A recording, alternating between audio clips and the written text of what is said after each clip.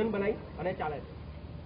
પહેલાના જે સંગઠનો હતા એનું ધ્યેય મર્યાદિત હતો કે ભાઈ આટલું કામ બતાવીને પૂરું. પણ આ લોકોએ આખા ગુજરાતની અંદર સંગઠન બનાવવાની જે નેમ લીધી છે એની અંદર રોજે રોજ 30 હોદ્દેદારો રોજનો એક સભ્ય બનાવશે એવો ડિટર્મિનેશન સાથે, એવા પાક્કા ઈરાદા સાથે સવારે ઘરેથી નીકળે છે. બરાબર. હવે વિચારો કે એક હોદ્દેદાર રોજનો એક સભ્ય બનાવે તો 30 દિવસમાં 30 હોદ્દેદારો કેટલા સભ્ય બનાવી શકે? કેટલા બને? એક મહિનામાં એક જણો 30 બનાવે તો 30 જણા મહિનામાં ભેગા થઈને કેટલા થાય? 30 ગુણ્યા 30 બરાબર 900. એક જ મહિનાની અંદર પાલનપુરના જે તે હોદ્દેદારો છે એ આ રીતે ચાલે તો એક મહિનાની અંદર 900 સભ્યો બનાવે. બરાબર. 6 મહિનાના કેટલા થયા પાલનપુરની અંદરથી? 5400 સભ્યો.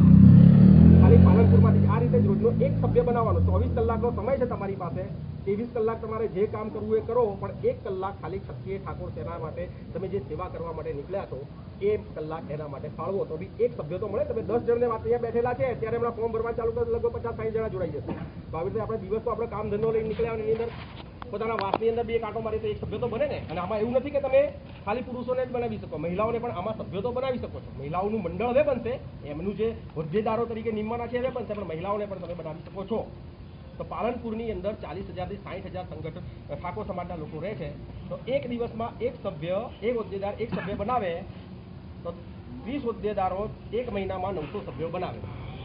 6 મહિનામાં 5400 સભ્યો બને અને 12 મહિનાની અંદર એક જ વર્ષની અંદર મેં કેલ્ક્યુલેશન કર્યું કે 10,800 સભ્યો આ સંગઠન પાલનપુરની અંદરથી ક્ષત્રિય ઠાકોર સેનામાં લોકોને જોડે.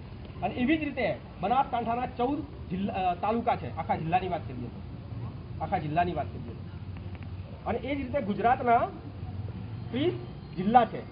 બનાસકાંઠાના 30 તાલુકા છે, એ જ રીતે આખા ગુજરાતના 30 જિલ્લા છે. અને બધા જ હોદ્દેદારો આ વિઝન લઈને ચાલે તો એક જ વર્ષની અંદર 50 લાખ સભ્યો